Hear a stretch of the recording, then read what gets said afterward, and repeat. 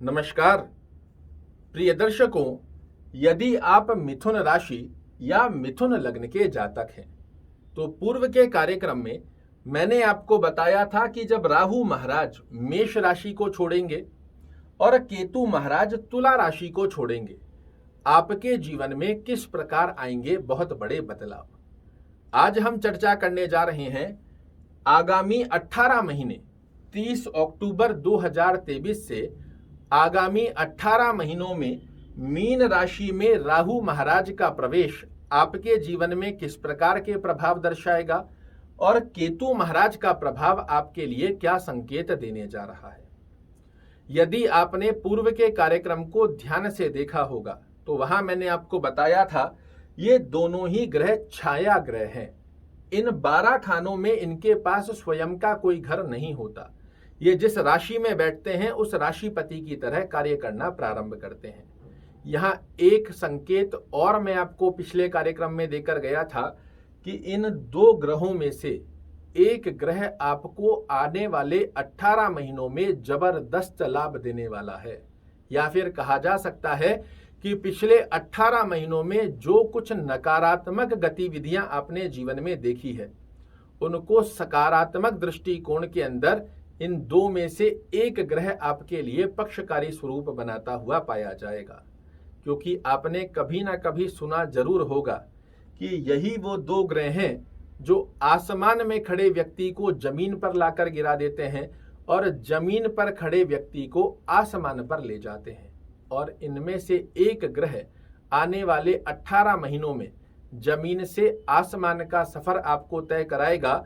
बड़े ध्यान से इस कार्यक्रम को देखिएगा, इसमें वो गुप्त रहस्य लेकर आपके सामने उपस्थित हुआ हूं जो आपकी जिंदगी को बदल देंगे। यहां सबसे पहले चर्चा करते हैं राहु महाराज की। राहु महाराज का कर्म भाव में बैठना ये अच्छा नहीं माना जाता। क्यों? क्योंकि ये डिले के कारक ग्रह होते हैं। किंतु फिर से याद करिए, मैंने आपको कहा था जिस राशि में बैठते हैं उस राशिपति की तरह कार्य करते हैं। कहाँ बैठे हैं? मीन राशि में। मीन राशि के स्वामी कौन है? देवगुरु बृहस्पति। और गोचर कहाँ कर रहे हैं?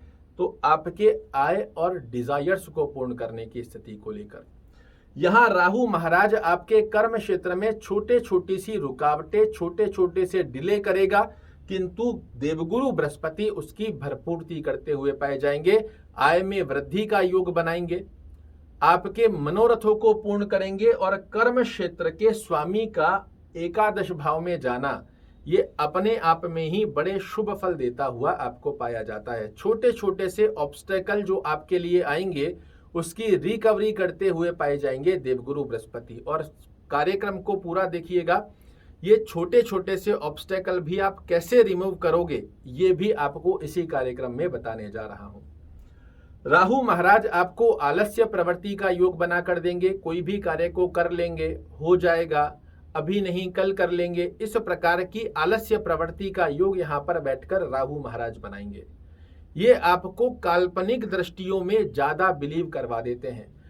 लेटे लेटे बैठे बैठे दुनिया खरीदने की सपने आपको यहाँ दिखा देते हैं, किंतु उसे साकार नहीं होने देते।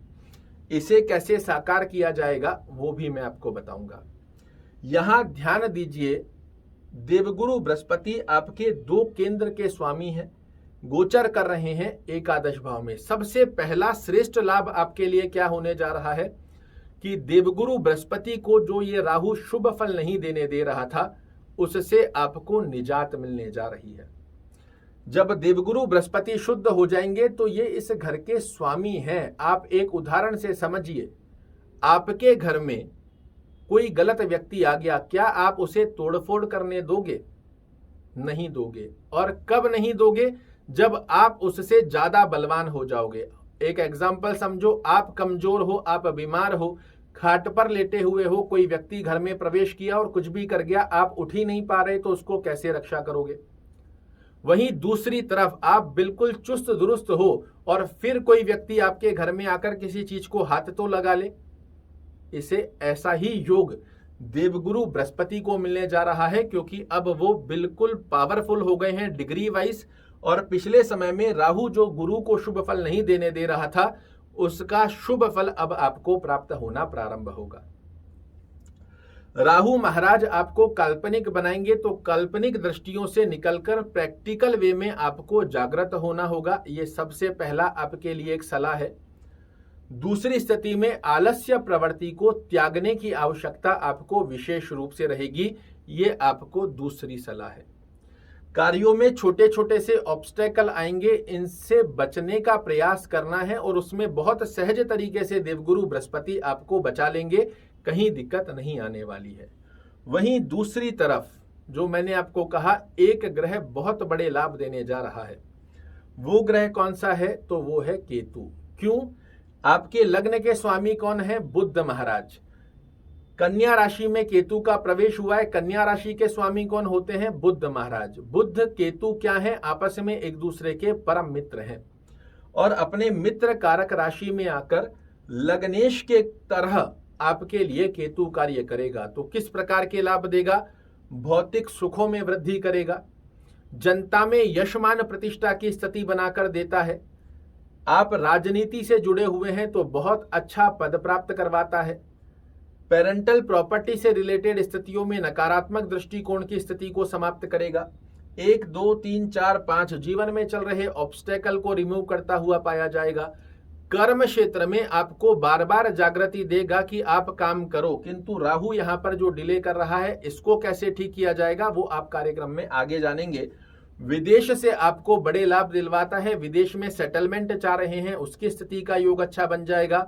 विदेश के अंदर कोई एक्सपोर्ट इंपोर्ट का कार्य करना चाह रहे हो तो उसका भी बड़ा अच्छा योग बनेगा, क्योंकि सूत्र कहता है कि क्रूर और पापी ग्रह यदि चतुर्थ भाव में आए, ये सबसे अधिक लाभ दिलवाता है विदेश की स्थिति के अंदर। राहु महाराज की स्थिति 1, 2, 3, 4, 5 आपकी वाणी को प्रभावित कर देगी।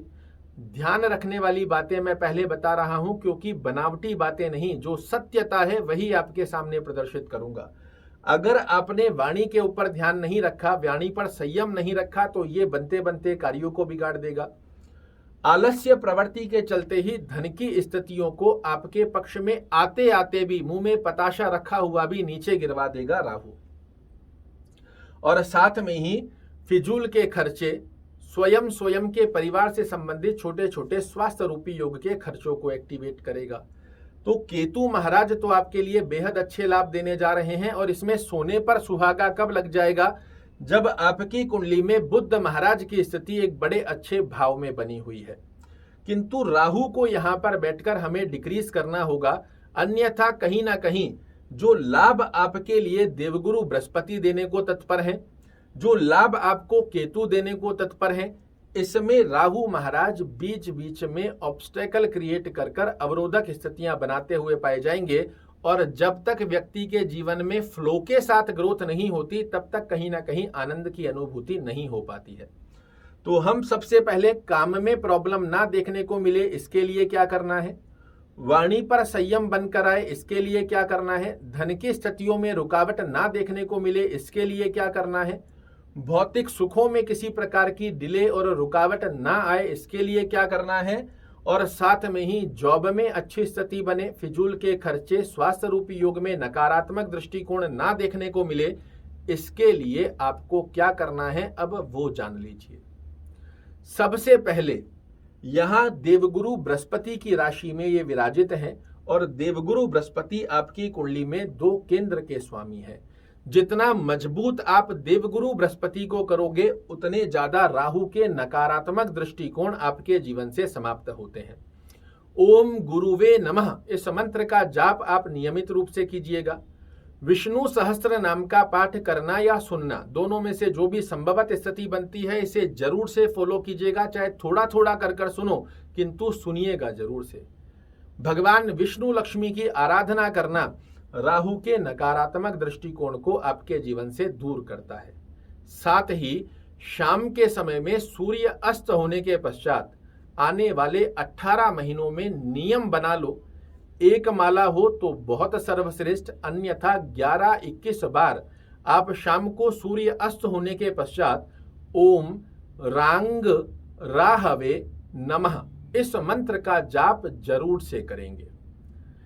इस जाप से राहु के नकारात्मक दृष्टिकोण समाप्त होते हैं। गुरु का जाप करने से गुरु मजबूत होंगे और राहु को अपने घर में किसी भी प्रकार की नेगेटिविटी नहीं फैलाने देंगे। इसे आप ऐसे समझिए, जो मैंने आपको कुछ देर पहले एक एग्जाम्पल दिया कि अगर आप बलवान हो तो आपके घर में आकर कोई भी कुछ चीज को छेड़छाड़ कर कर तोड़फोड़ नहीं कर सकता।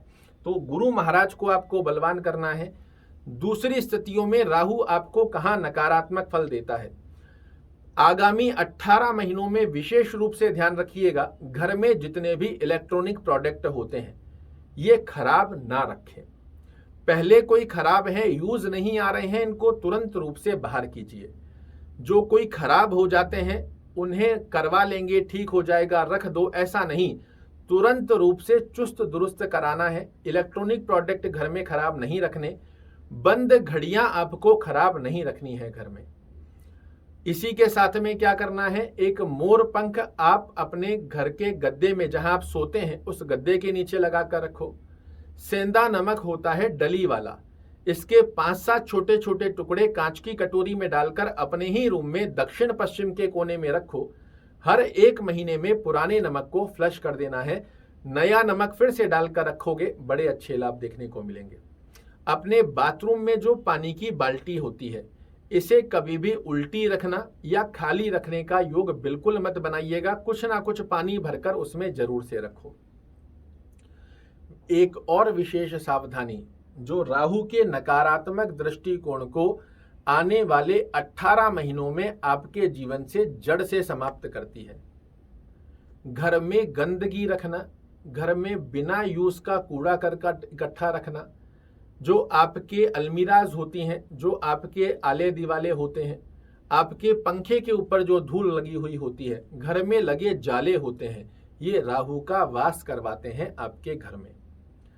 अगर आप अपने घर को जितना स्वच्छ रखेंगे, तो फिर से एक बार याद दिलाता हूं, ये जिस राशि में बैठता है उस राशिपति की तरह कार्य करता है। और गुरु क्या है, ज्ञान के कारक हैं, स्वच्छता के कारक हैं, जीव कारक हैं। जितना ज्यादा घर को साफ सुथरा रखोगे, पंखों के ऊपर धूल मट्टी नहीं लगने दोगे, अलमीराज के ऊपर की तरफ धूल मट्टी नहीं होगी, आपके घर में जाले नहीं है, फिजूल की बिना यूज करी हुई वस्तुएं घर में नहीं है, तो गुरु का सकारात्मक योग आपके घर में बनेगा। और राहु महाराज जगह खोजता ही रह जाएगा कि बैठूं तो बैठूं कहां। और जब जगह नहीं मिलेगी, गुरु महाराज की स्थिति को मजबूत करके रखोगे तो राहु के आपके कर्म क्षेत्र से नकारात्मक दृष्टिकोण समाप्त होंगे और केतु महाराज की स्थिति आपके जीवन में भौतिक सुखों में वृद्धि करती हुई पाई जाएगी।